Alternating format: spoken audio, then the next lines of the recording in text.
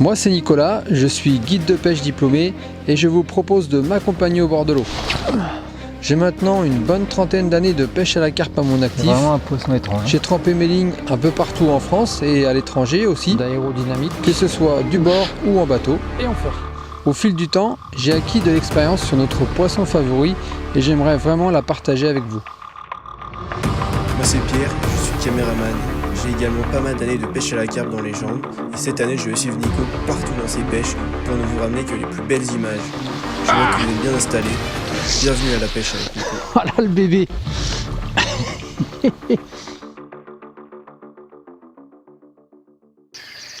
Alors dans cette séquence, je vais essayer de vous apporter des bases pour comprendre le comportement des carpes au fil de l'année, bien choisir votre poste, choisir aussi vos types d'eau et surtout celles qu'il va falloir éviter quand on débute.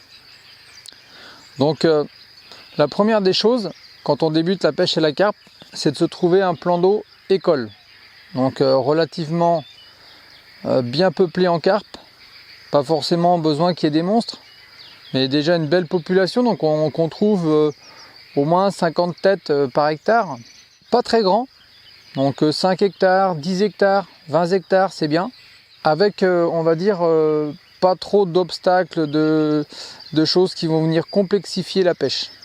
Voilà, relativement simple à aborder, avec une nourriture naturelle qui n'est pas trop omniprésente et puis pas non plus une trop grosse pression de pêche de la part des autres pêcheurs. Voilà en gros ce que va être un plan d'eau école. Alors je dis plan d'eau parce que quand on débute, bon, la rivière c'est pas le plus simple tout de suite pour démarrer. On y viendra après, mais en général la première étape où on va essayer d'apprendre, le premier endroit ça va être l'étang, le plan d'eau, l'eau close. Parce que dans la rivière, il y a le courant, et là, ça demande quand même pas mal de techniques, de stratégies pour pouvoir pêcher correctement quand il y a du jus.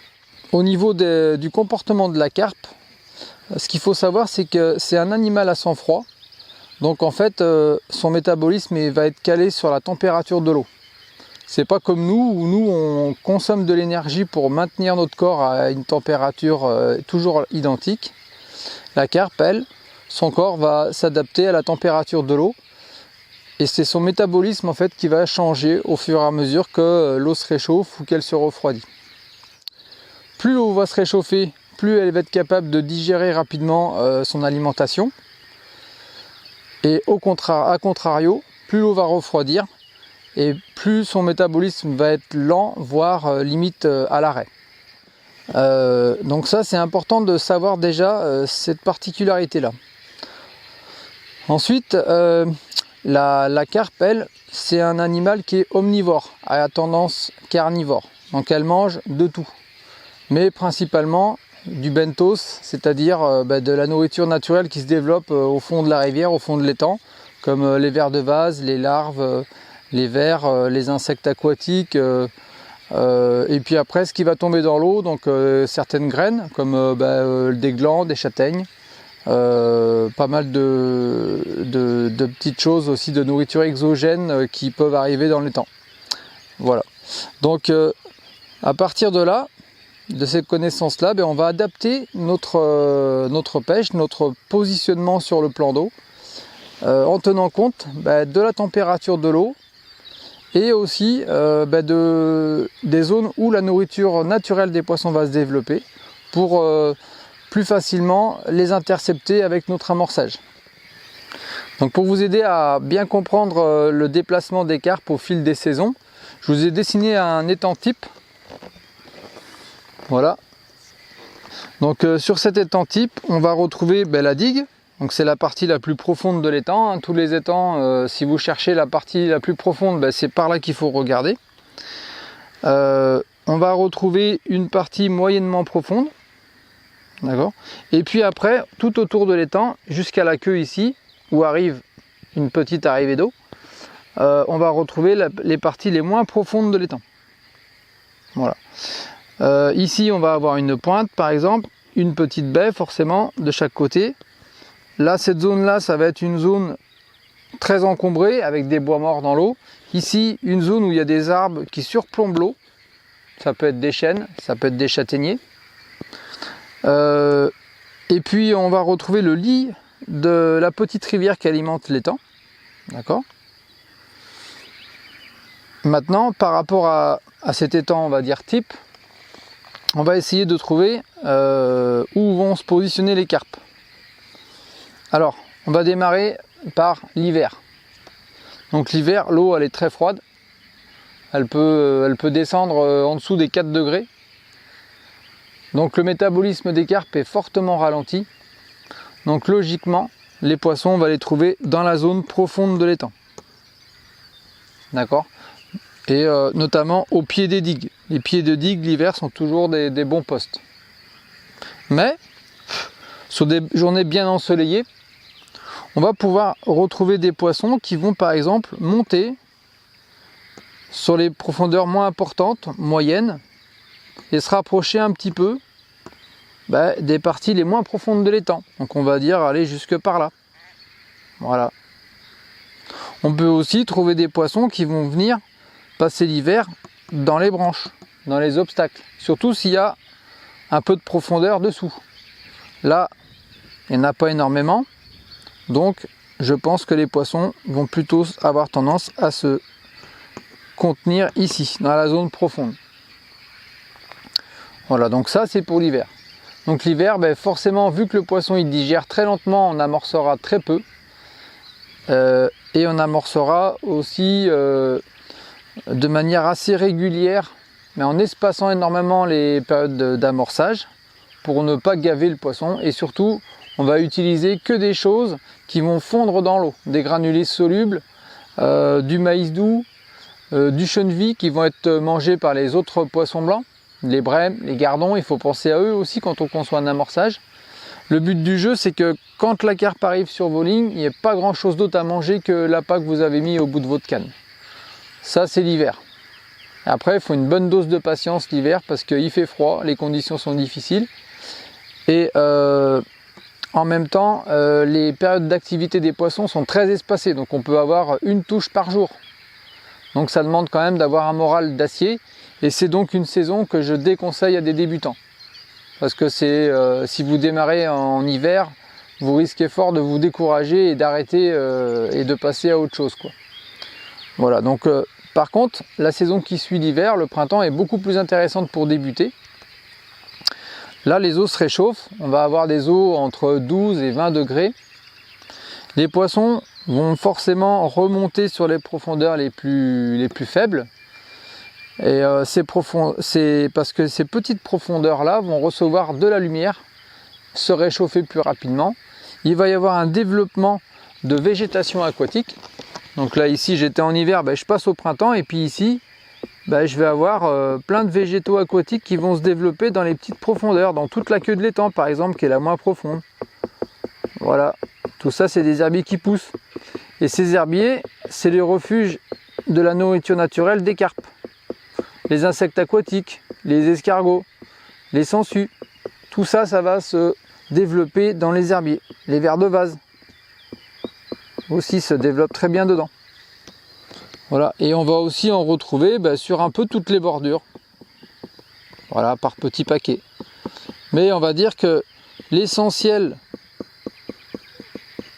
de la végétation aquatique va se développer en queue d'étang, là où c'est le moins profond, et dans le fond des petites baies, surtout si elles aussi elles sont peu profondes. Voilà. Donc nos carpes, elles vont quitter la zone profonde et s'avancer pour aller jusque dans les zones les moins profondes au fur et à mesure que la température de l'eau va se réchauffer. Parce qu'elles vont y trouver de la nourriture, elles vont y trouver aussi de la sécurité, et elles vont aussi y frayer et se reproduire. Puisque les œufs vont avoir besoin d'un support pour se tenir. Et c'est dans les végétaux aquatiques, dans les bois morts, dans les racines, que les carpes vont pondre. Donc au printemps, on va rechercher les petites profondeurs les mieux ensoleillées. Ça n'empêche pas qu'on peut aussi choisir de pêcher une zone comme cette pointe-là, de pêcher vers le lit de la rivière par exemple, et de faire une pêche dite d'interception. Parce qu'on sait que les poissons en hiver, ils étaient ici. D'accord? Je fais des petits H pour dire voilà, c'est l'hiver. Et au printemps, ils vont se déplacer vers ici. Printemps. Et printemps, pas début du printemps, hein, pas le 21 mars. Hein, printemps, fin avril, début mai, quoi. Donc, vu qu'ils vont passer par ici, forcément, pour aller de la profondeur vers la moins profondeur, ils vont passer par ici. Ils vont passer par la pointe. Donc là, en créant un amorçage, en entretenant cet amorçage-là régulièrement, on va intercepter des poissons qui vont se déplacer du profond vers le moins profond. Et là, on peut faire des très grosses pêches. Donc voilà pour le printemps. Donc moi, c'est un peu ce que j'ai fait sur ma pêche ici, à l'étang. Je me suis mis à peu près au milieu de l'étang, la queue elle est à ma gauche, la digue elle est à ma droite. Ici, en face de moi, j'ai cette fameuse pointe, sauf que moi je pêche la berge en face et je pêche en interception à peu près au milieu. Et en même temps, j'ai quand même mis des lignes près du bord en face parce que j'ai des petites baies comme ça avec des herbiers aquatiques et des branches qui font des tenues. Voilà. Au printemps, on va aussi trouver bien sûr des poissons dans les branches, sous les frondaisons, parce qu'il y a des insectes qui tombent des arbres. Il y a les premiers fruits aussi qui vont tomber, des bourgeons, certaines graines. Donc tout ça, c'est des postes intéressants, les bordures. Ensuite, on va arriver en été. Alors en été, l'eau elle est super chaude, on va passer au-delà des 20 degrés. Alors on pourrait se dire, là les carpes elles vont s'alimenter énormément, ça va être une super saison pour pêcher les carpes. Et c'est pas le cas malheureusement, parce qu'en été, plus l'eau va être chaude, moins elle va être oxygénée. Donc les poissons risquent d'avoir des difficultés à respirer, à trouver suffisamment d'oxygène dans l'eau. Donc on va les trouver sur certaines zones qui vont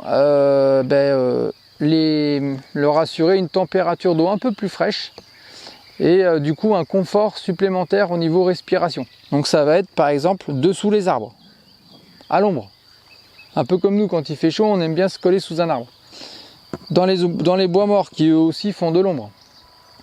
On va les trouver aussi dans les herbiers, qui produisent de l'oxygène en plus la journée.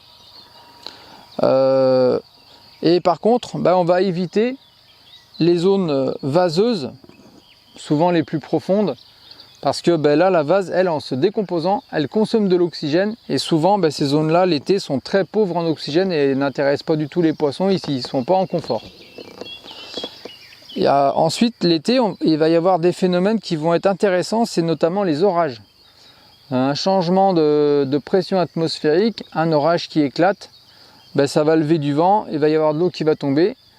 Le vent, lui, par exemple, en admettant qu'il arrive sur l'étang en soufflant dans ce sens-là. Voilà, ça c'est le vent. Il va battre, par exemple, la berge qui est ici. Les vagues vont se former et vont venir taper cette bordure.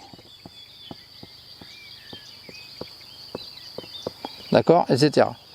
Bon là c'est évident en été que je ne vais pas m'intéresser à cette bordure là qui n'est pas exposée au vent.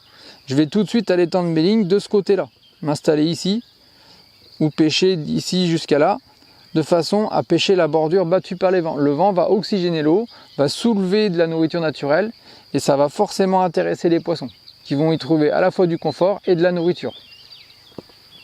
Voilà. Donc ça, attention, le vent est super important quand on pêche la carpe.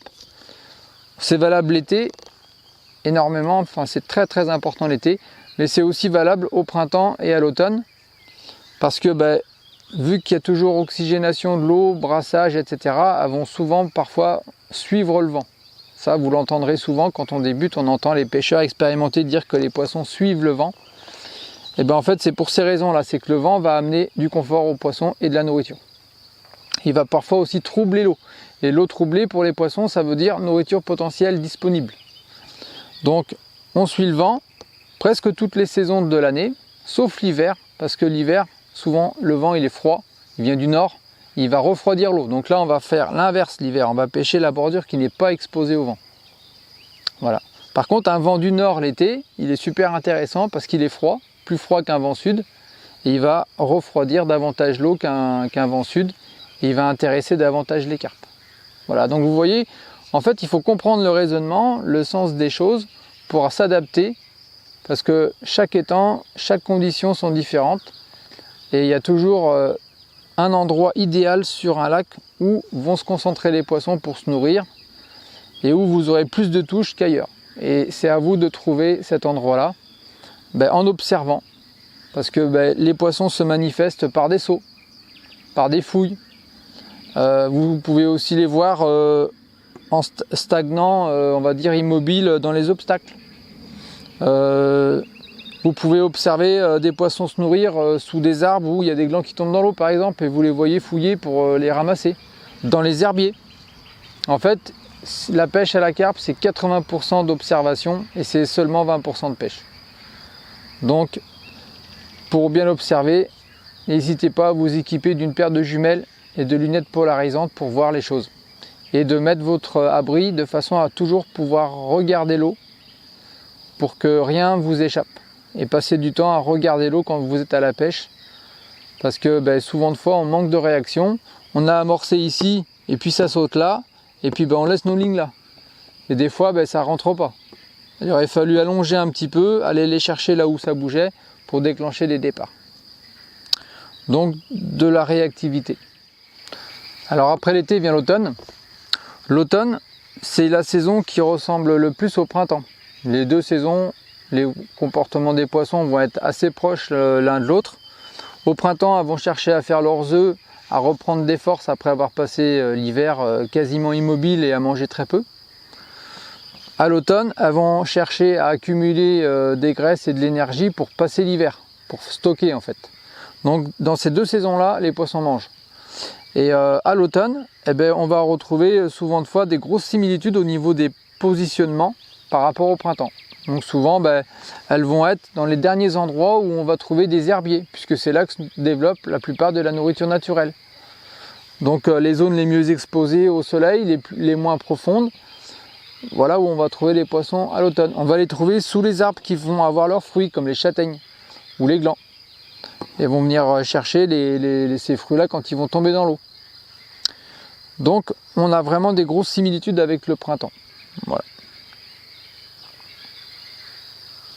Donc du coup, on a fait le tour des 4 saisons. J'espère que ces basiques sur mon étang école là vous auront apporté des connaissances intéressantes. Et puis maintenant, il ne reste plus qu'à aller au bord de l'eau, mettre tout ça en pratique, observer, découvrir un maximum de choses et puis surtout se faire plaisir et s'amuser. Parce que c'est bien là l'essentiel de la pêche de la carpe.